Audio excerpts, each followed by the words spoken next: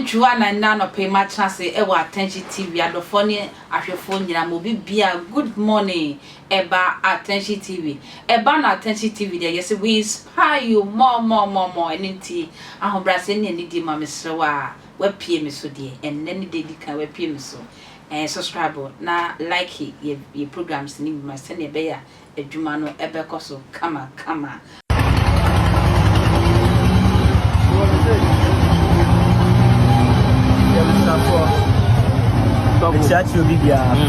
Finally. And then you buy YEJI has in the court account and they say the accusation say YEJI OBOLO. YEJI OBOLO. You are OBOLO ni jinamechi. OBOLO ni jinamechi.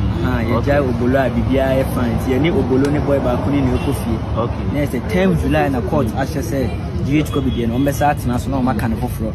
10th July. Nti me no kasa ide YEJI OBOLO finally. One ba kuni nyina. One ba kuni na 24th June. YEJI OBOLO. If you assembly any obi. And then the Emmanuel also now way.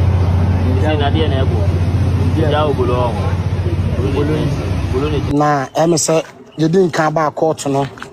Almost say 2 weeks na so ya na ya baaye. Enti no kwasa me say ya baaye no so. Empanyimfo tena ase. Na wohwemu ana ye nipa miensa ana na omodam. Eye obolo dodo na afra no ahyawo anaso obolo siaka aka tilapia mama aka banku ade fufuo ya aduane pa obolo dodo na free obolo ene ade na ye baaye no kwasa me wo mu ne se onyame ehu obolo mobo ene ninu a oka ne ho ama ne yama obolo bill sisi ame no ekasai na sisi ame no kasai de KOBBY GH nsensam de court asa ade ashada foforo se nyankopon ya adoma 10th July abusuafo ne court ebesa atena asem no so awo YEJI circuit court na omasa atena asem no so ebiem enti na se mo flame ya na se kakra me so me ba YEJI me ba court no me so me bete na GH page me so me de bomu.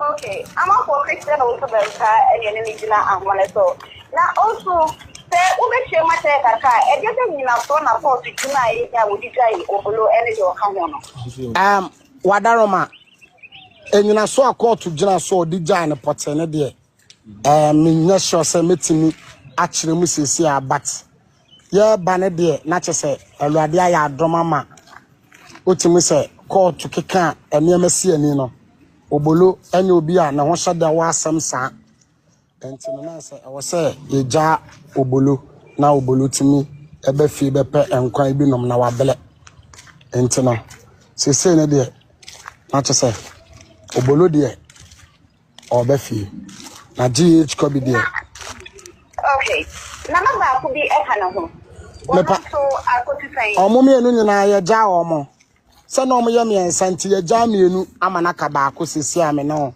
e kasai wadaroma Samba kuno hamu nesa ma ponse that sene mwa se mono ye hwan wo ye ye ba de ye dan no no ye chene ka wona dan fo me wo mo na say oye GH KOBBY adanfo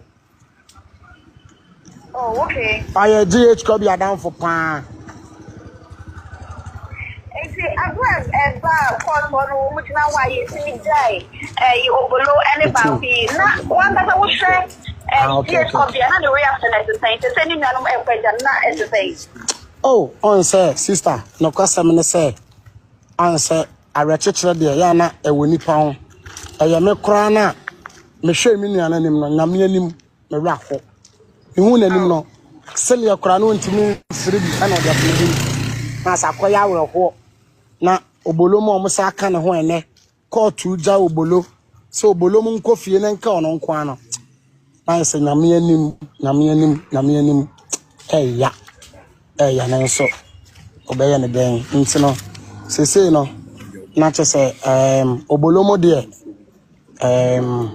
omo ye ba fie anisa KOBBY de okay and abusia for be ne be share mo ya de abusia for ni bae GH KOBBY abusia ni bae why mo ne ko share mo for so me pa cho abusia for no ye nyina obi atini be share mu awase KOBBY ne ya baby abusuafo ye nyina yetimi eba be share me na namfofo nyina ene na dofo na tamfo obi etimi ba be share mo bi enti sesi a me no kasa mo YEJI sesi a me no kasa a yenya mfiri kromo That's